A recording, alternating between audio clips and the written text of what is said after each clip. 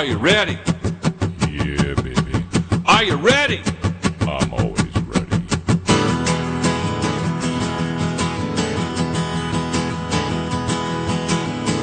I saw you were with them last night. I saw you were with them last night. Don't burn the bridge, burn the paper. Yeah, that's engaging time. Don't burn the bridge, burn the paper. Coming to a venue near you and over the next several weeks, so stay tuned for more information on that.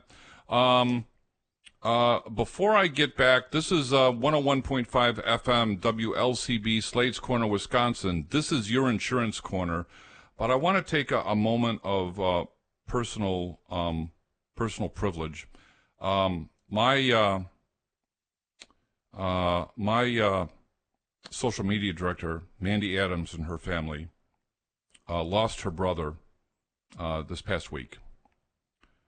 John was a neighbor of ours for at least 15, 18 years, something like that. 42 years old. Died in his sleep, we think. That's how they found him, at least. So for that, say a prayer for the Adams family, and for John, and for Mandy, and for Becca, and Tom, and the extended family, as they deal with the loss of their son John, their brother John. So I haven't done that before, but I thought it was something that I felt the need to do at the break here. So anyway, our pastor at our church at Holy Cross says it right. We're not guaranteed a permanent place on this earth. And John was a good guy. He was single, hardworking, had bumps in the road like everybody else, but was starting to make inroads in some of the things he was doing. And the Almighty said, that's it, you're done. So my heart and my prayers go out to Mandy, Rebecca, Tom, for the loss of their brother and son, Jonathan. And so, yeah. Anyway, back to your insurance corner. This is 101.5 FM, WLCB, Slade's Corner. The studios are a little warm. If Sean, if you're listening, or Chris, I know it's hot outside, but I think the air conditioning's not working, just FYI. Anyway, we're back. We can take phone calls, folks. If you want to try to stump me, it's area code 262-342-6588. That's 262-342-6588. Happy to take any call you want on stuff that I know about. If you call me and ask me about workers' comp, I'm going to look like a deer in the headlights to you.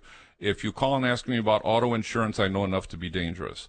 But if you're going to call me up and ask me about a Medicare question, a life insurance question, a health insurance question, a retirement question, I am happy to engage in that discussion. Long-term care also.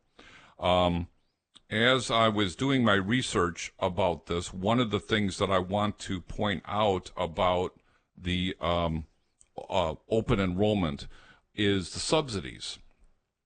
And typically, there have been a cliff, for lack of a better word, where the subsidies kind of become meaningless or go to zero. Well, for the next calendar year, 2025, the subsidy cliff has been eliminated. So what does that mean? It basically means that it doesn't matter how much money you make, you're going to get a subsidy.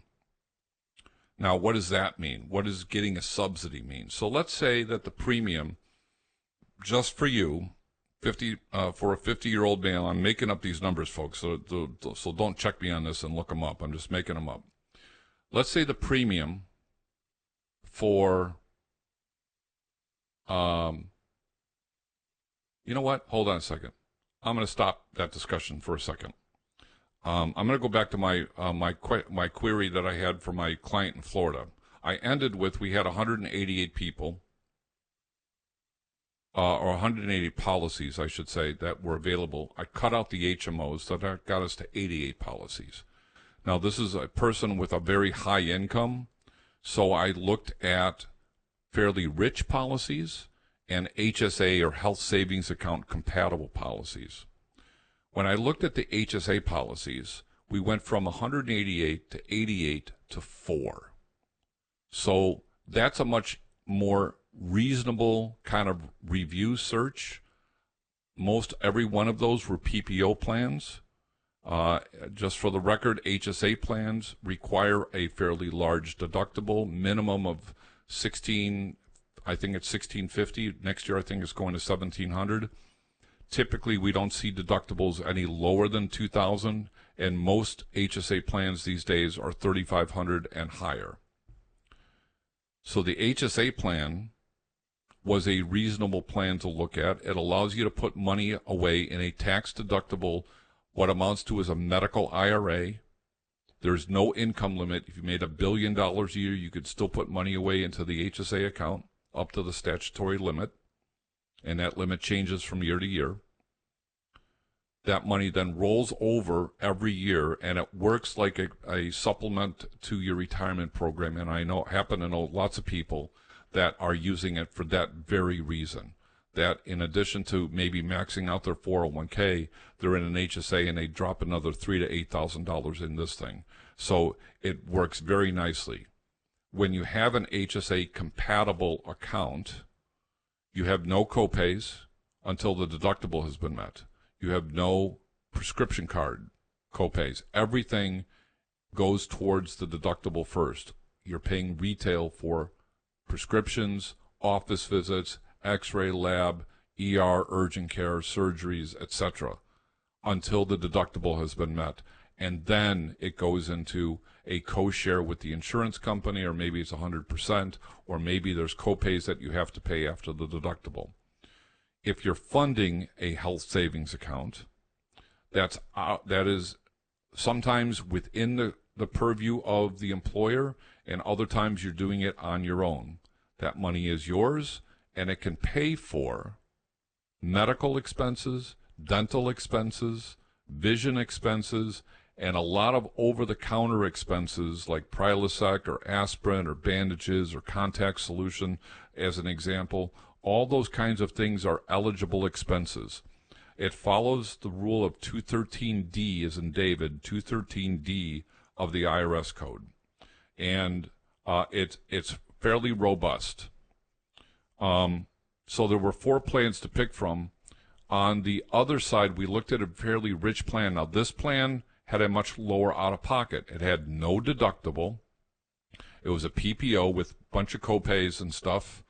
It had no deductible. The premiums, however, for this particular person, family of 4, was $3,300 a month. And his out-of-pocket was going to be around $5,500. That was the lowest out-of-pocket I've ever seen in an Affordable Care Act plan, for sure. Most plans that I've seen range from $6,500 upwards of $9,100. And that number, folks, is probably going to go up to $9,350. With the rate increase coming of 8 to 10% in most places, you're going to see a rate increase. And then if you're subject to a subsidy because your income is lower, that's the good news. Here's the bad news. That subsidy you're getting with the Affordable Care Act is not a gift. It's a loan. So let's say that you made $30,000 a year and you qualify for an Obamacare plan, and the premiums are retail at $500 a month, but because you're only making $30,000 a year, and the way the subsidy works, the premiums are only going to cost you $50 a month. That's a really good deal. Instead of $500, I only have to pay $50. Where does the other $450 come from? It comes from the taxpayers. And more specifically, it comes from the interest earned on the college loan debt issues that are going on out there. And I'm all too familiar with those, as I've got a couple of kids in that space. So that $450 is being subsidized by the taxpayer and by the interest accruing in the college loans that are out there. What happens if that person jumps from $30,000 to, let's say, $75,000. That subsidy that he was getting for $50 a month and $450 subsidy, when he files his taxes at the end of the year, he's likely going to have to pay a big chunk of that back. And I can tell you firsthand, I've had clients that have had to do that. And at least in my office, they knew that situation could occur, because it's the first thing I would tell them. If we qualify for a subsidy and you make too much money when you file your taxes at the end of the year, you're going to pay a lot of this, if not all of it, back, period. There are ways to mitigate that.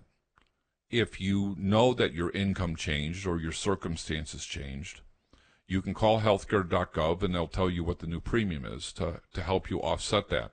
That's still not going to cause the potential of paying that back, because what happens is when you apply for an Obamacare plan at the beginning, you estimate what your income is going to be for the calendar year. You estimate it. And you say, well, I'm going to make $30,000. So you type that into the healthcare.gov website. It spits out a premium based on your income and based on your zip code and your age, etc. And it shows what the subsidy is going to be. If you call mid-year and say, hey, my income just went from $30,000 to $75,000, they'll make an adjustment. But the subsidy that has already occurred is likely going to be accruing, and at the end of the year, you're probably going to have to pay a big chunk of that back. So when you start to apply for these things, and understand you can only get these subsidies through healthcare.gov, you cannot buy them directly from any insurance company or from any broker. The broker can go to healthcare.gov with you or for you, probably should be doing it with you, because there's a whole bunch of privacy things that we have to pay attention to. But the reality is you can only get the subsidy through the Affordable Care Act. Now, there's one other little, oh, by the way, thing that this concept that is fairly new. It's called an ICHRA, I-C-H-R-A. Individual, and I think the C stands for compensation, but don't hold me to that, health reimbursement arrangement. What does this mean? These are for groups of any size, and it's tailored for companies that struggle to get health insurance for their employees. So what the employer can do is say, listen, I'm not going to go and get XYZ medical plan from, Blue Cross. I want you to each go to the healthcare.gov website and apply for your own plan based on your needs. And I will give you $250 towards that policy. That's called an ICHRA. I'm reimbursing you for the premium. On the application on healthcare.gov, it specifically asks, do you have an ICHRA? And if you do, you fill in the amount of money that the employer is willing to subsidize for you. If you are getting an ICHRA, you cannot, underscore the word cannot 100,000 times, cannot receive a subsidized premium from the government if you're getting an ICHRA. And here's a question I don't know, and this is a stumper, because these programs are fairly new, and honestly, we haven't sold one of these yet. What happens if my employer is offering me an ICHRA, but my subsidy is better than what he's offering me? Can I do that? Stay tuned, folks, because I'm going to find out. I'll have an answer for you next week on that question. So the Affordable Care Act is going to be opening up November 1st. You have some additional options. The subsidy cliff has been eliminated for some small employers, and so in some cases some larger employers. They may be offering you an ICHRA, where the employer is giving you money to help pay for the health insurance, and it's tax-free to you, tax-deductible to the employer. And open enrollment will end for January 1st on December 15th for a January 1st effective date. It will end from November 1 to December 15th for a January 1st effective date, and there's an additional month where you can have an effective date of February 1st. So that's the Obamacare stuff. Stay tuned for what's coming down the pike. We haven't seen anything just yet from the carriers that are participating in that space. And again, every state is different. Doesn't matter if it's Illinois, Wisconsin, Indiana, Texas, Florida. You're going to have some companies that you're going to recognize. You're going to have some companies that are like, who are they? At the end of the day, it's about affordability, and it's about the contract. What are you buying? Are you buying HMO or PPO? Are you buying HSA or non-HSA? You have to understand, because I've said 100 times, it ain't about the rate. It's about what you're buying. It's the contract. So we covered short-term medical, which is in Illinois is going away as of January 1st of this year. We've covered the Affordable Care Act. By the way, one other thing about the Affordable Care Act. When can I engage in the ACA or Obamacare plans?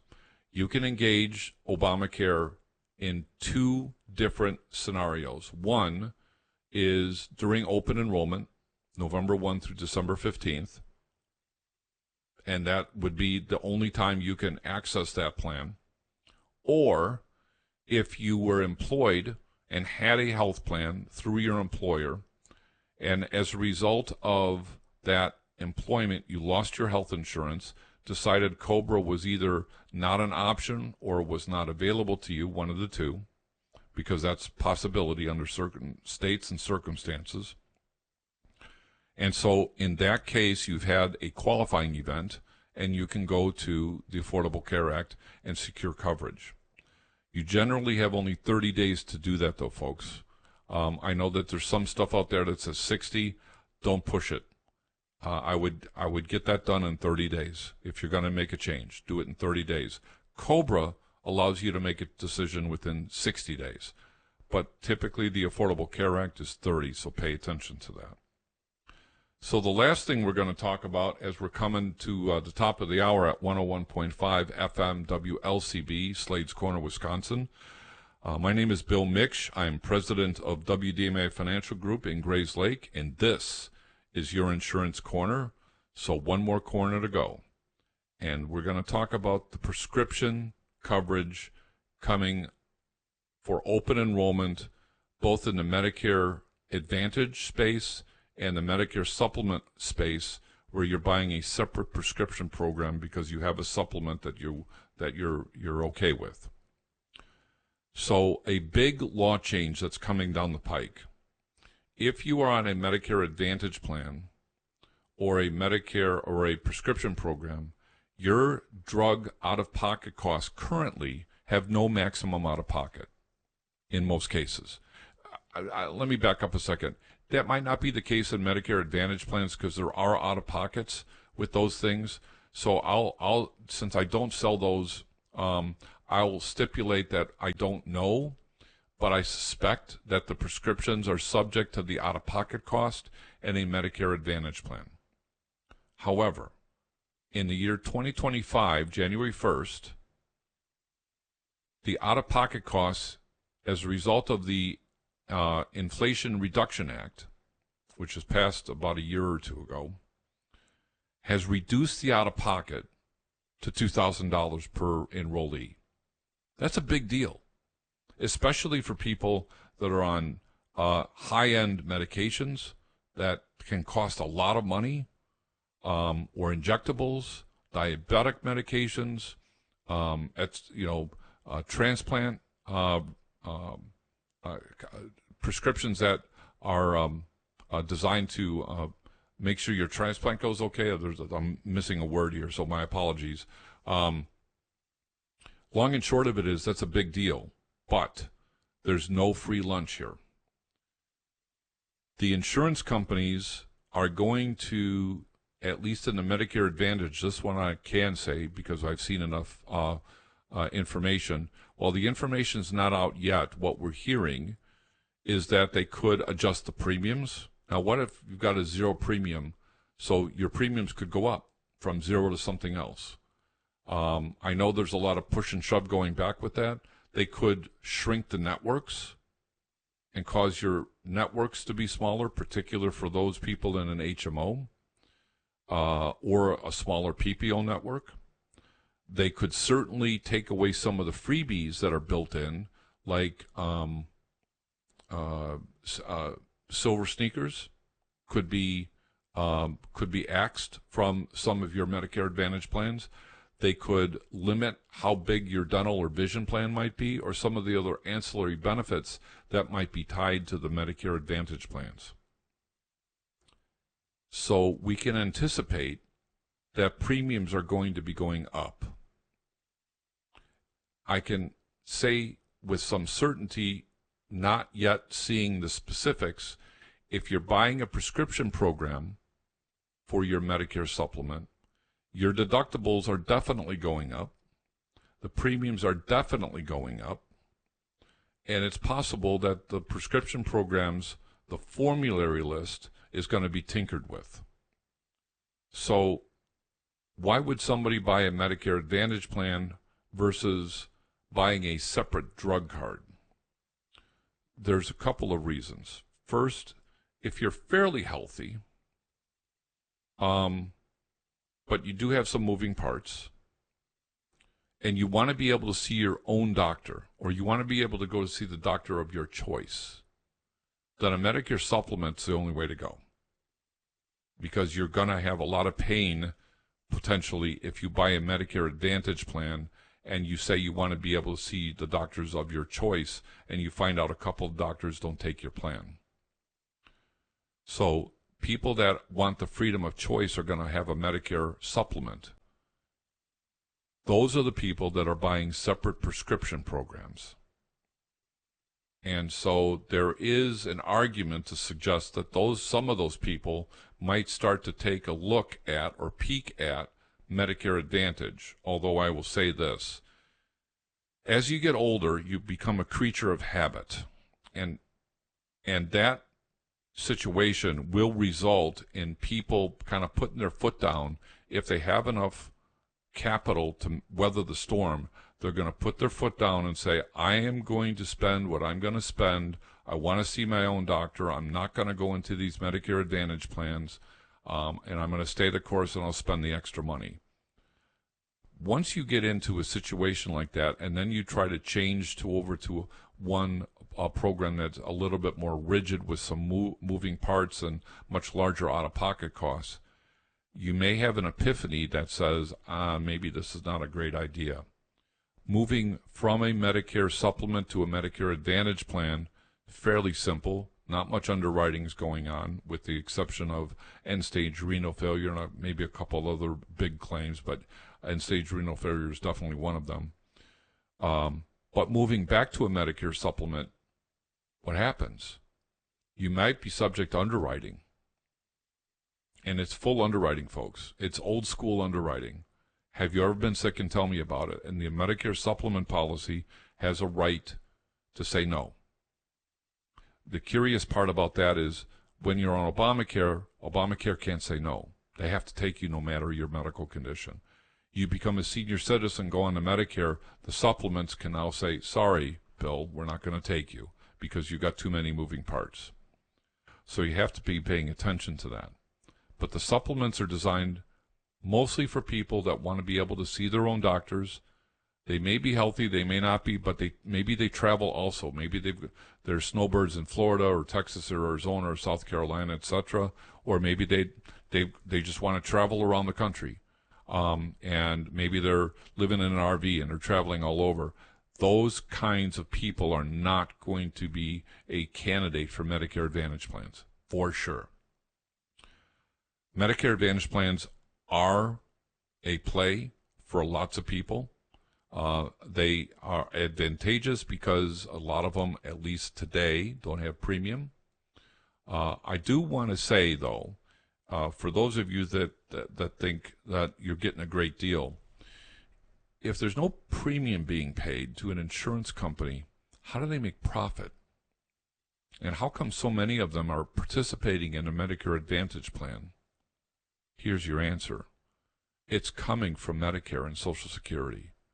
The government is paying Humana, Aetna, Blue Cross, United Healthcare, and whoever else is doing the Medicare Advantage plans billions of dollars a year to offload that risk to private insurance companies. So when you're on a Medicare Advantage plan and you're looking at a freebie, understand it's not free, and there may be things that might have been approved with Medicare supplements that will not get approved with a Medicare Advantage plan, and you won't know that until something happens. Or at worst, or at best, the process of getting approved is much slower. So we're coming to the end of the rainbow, folks. I greatly appreciate your time for the last hour. My name is Bill Miksch. I'm president of WDMA Financial Group in Grays Lake, Illinois. This is your Insurance Corner. Have a great night, everybody. Enjoy the week. Have a safe Labor Day, and we will see you next week. Have a great night, everybody.